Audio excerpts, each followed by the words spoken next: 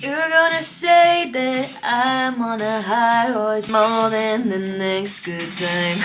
I'm a soprano. Hiya, welcome back. So today's video is one that because I was thinking, what kind of content do I actually really love about YouTube? And I thought, you know, they're so gauche and they encourage consumerism on a level that I don't personally agree with, but I do really enjoy shopping haul videos. I was thinking, okay, how can I make a video like that but put my kind of spin on it? Why don't I just kind of collate a list of all of the plugins that I've bought. Spoiler alert, 2022 was the year that I basically did not much music production, I just created my content bank. So I will just kind of caveat this video by saying I didn't buy any of them. I'm very grateful to be working with them, so therefore I was gifted them. To start things off, I think it's also worth mentioning that 2022 was the year I decided to let my Waves plugins expire. I decided that I just don't care to renew. I don't care. Like, there are often better plugins that are cheaper. You don't have to pay to update them, to upgrade them, whatever. Sure, a lot of the presets on those plugins sound great, and that's fantastic. But I was using the CLA package and the H package as well. Waves Tune, the real-time one. I decided enough is enough. I just refuse to keep paying when I've already bought something. For the purpose of this video, I'm going to skip the Kilo Hearts products and I'm going to do a separate video on them at a later date. Hiya gang. So I've basically got terrible hiccups and I'm going to persevere. First up we have Vocal Synth by Isotope.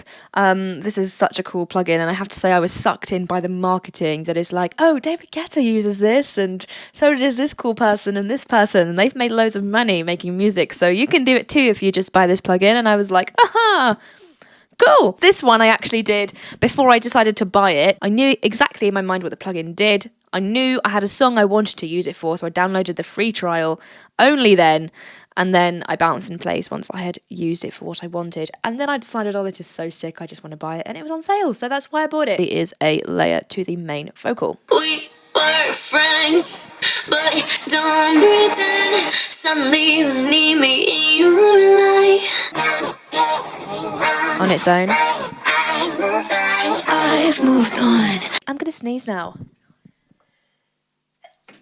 Oh, I am making recording so difficult for myself today. So here I have a slice of an a cappella. Here it is on its own. All you done this year is make me cry, and now I gotta put things right.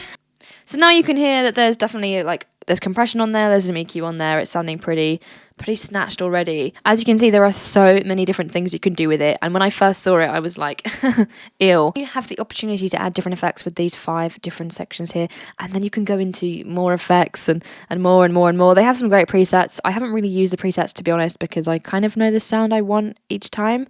But if you wanted to sound a little more breathy, I love this thing, it's so cool. All you done this year is make me cry, and now I gotta put things right.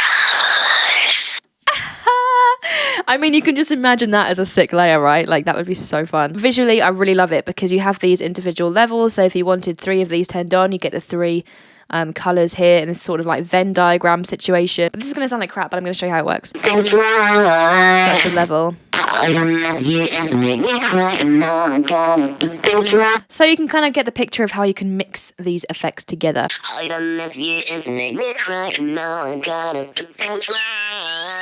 It's boring to say that this is probably my favourite part of Vocal Synth at the moment. There's so much more for me to discover in this synth, in this plugin, but I would say probably the Polyvox, which is essentially just a really, really lovely form and shift.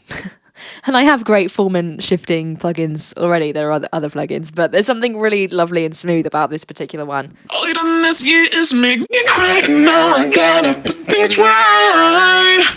All you done this year is make me cry, and now I gotta put things right. I'm just laughing to myself because when I bought Vocal Synth, I actually got another plugin for free and I never installed it. So I was going to show it, but don't think there's much point. Tone Empire's Neural Q. I have never used it. I'm assuming it's an EQ. That's not a great addition to the haul, is it? The other thing that I purchased this year, which I am very slow here, but I finally got, is it ANA? Is it Anna? What is it? I don't know, by Sonic Academy. To be honest, I think it's because I'm quite tunnel visioned on Faceplant, but my partner uses this all the time, and I often look at his or hear what he's producing, and I'm like, oh, that sounds so good. And like, he's not a sound designer, so I'm like, I know you didn't make that yourself, so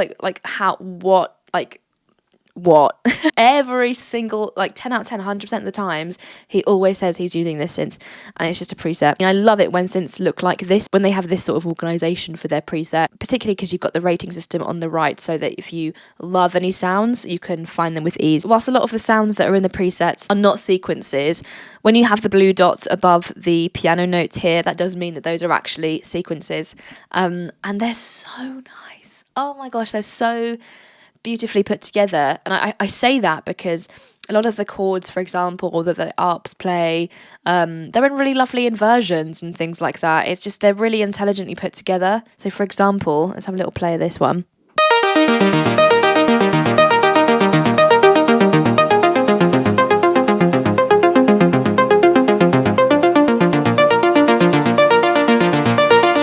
How gorgeous does that sound already? And I'm all about synths, plugins, whatever, being intuitive and making it easy for people to make music, because that's how it becomes accessible. There should be no shame around using presets, and I personally find these ones really inspiring.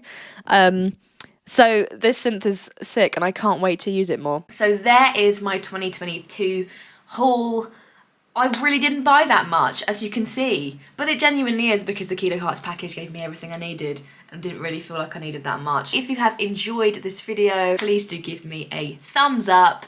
Let me know if you've bought any of these synth / plugins this year. I'd love to know what you think of them, and also if you have any that you have bought in 2022 that you think is standout and you think that I've missed out on, please let me know. See you next Tuesday.